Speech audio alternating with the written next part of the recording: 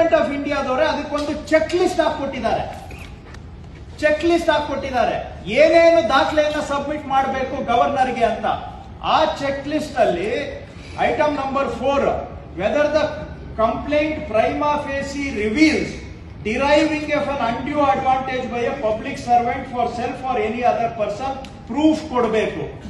Whether any information is available in respect of bribe giver, ಯಾರು bribe giver ಇಲ್ಲಿ, bribe taker ಯಾರು, that information has to be produced.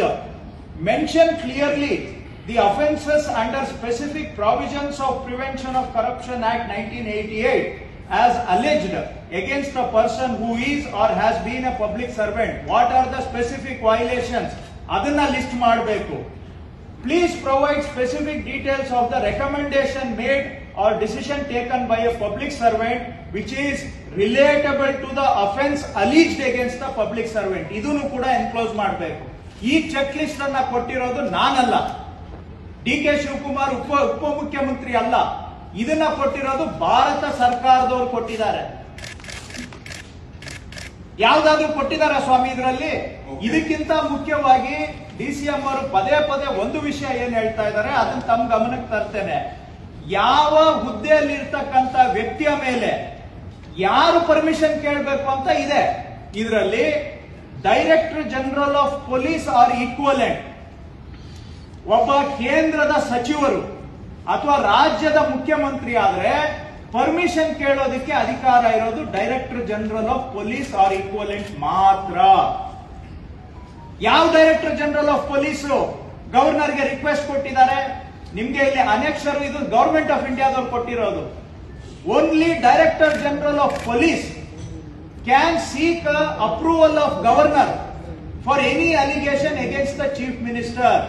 ಯಾವ director general ಕೊಟ್ಟಿದ್ದಾರೆ? ಹಾಗಾಗಿ ನಾವು ಪದೇ ಏನ್ ಹೇಳ್ತಾ ಇದ್ದಾರೆ, ನಾವೇನ್ ಹೇಳ್ತಾ ಇದ್ದೇವೆ, ಗವರ್ನರ್ ಕೊಟ್ಟಿದಾರಲ್ಲ ಇದು ಟೋಟಲಿ ಇಲ್ಲೀಗಲ್. ಇದು ಬರ್ದಿರೋ ಪೇಪರ್ಗೂ ಕೂಡ ಇದರ ವ್ಯಾಲ್ಯೂ ಇಲ್ಲ.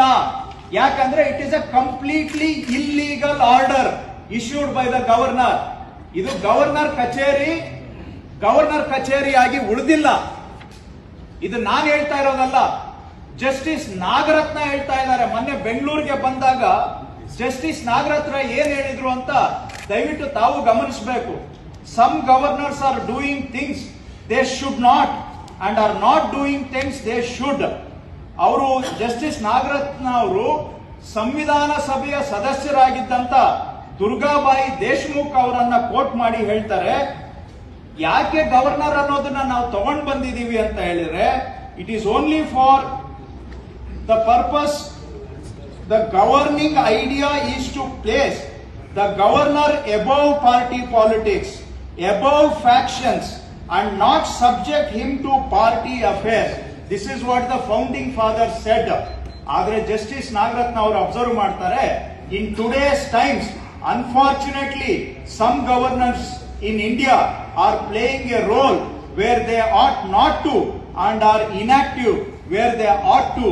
The spirit of constitutional statesmanship and not partisan brinkmanship should be the mantra ಅಂತೇಳಿ ಗವರ್ನರ್ಗಳ ನಡವಳಿಕೆ ಬಗ್ಗೆ ಜಸ್ಟಿಸ್ ನಾಗರತ್ನ ಅವರು ಹೇಳಿದ್ದಾರೆ. ಹಾಗಾಗಿ ಈ ಗವರ್ನರ್ ಕೊಟ್ಟಿರೋ ಈ ಆದೇಶ ಏನಿದೆ ಇದೊಂದು ಇಲ್ಲೀಗಲ್ ಆದೇಶ, ಇದಕ್ಕೆ ಬೇಸಿಸ್ ಇಲ್ಲ.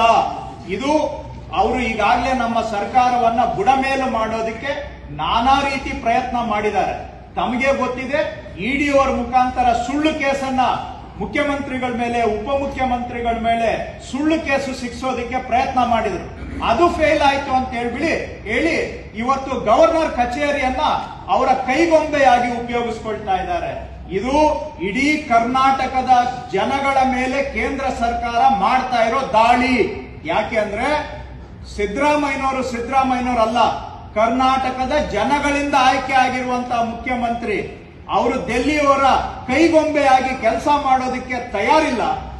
ಕನ್ನಡಿಗರ ಸ್ವಾಭಿಮಾನದ ಸಂಕೇತ ಸಿದ್ದರಾಮಯ್ಯನವರು ಏನಾರ ಮಾಡಿ ಕನ್ನಡಿಗರನ್ನ ಬಗ್ಗಿಸಬೇಕು ಅಂತೇಳಿ ಕನ್ನಡಿಗರಿಂದ ಆಯ್ಕೆ ಆಗಿರುವಂತಹ ಈ ಸರ್ಕಾರವನ್ನ ಸಂವಿಧಾನಕ್ಕೆ ಅಪಚಾರ ಮಾಡಿ ಬುಡಮೇಲು ಮಾಡೋದಕ್ಕೋಸ್ಕರ ಇದು ಕರ್ನಾಟಕದ ಮೇಲೆ, ಪ್ರಜಾಪ್ರಭುತ್ವದ ಮೇಲೆ, ಸಂವಿಧಾನದ ಮೇಲೆ ನಡೀತಾ ಇರುವ ದಾಳಿ.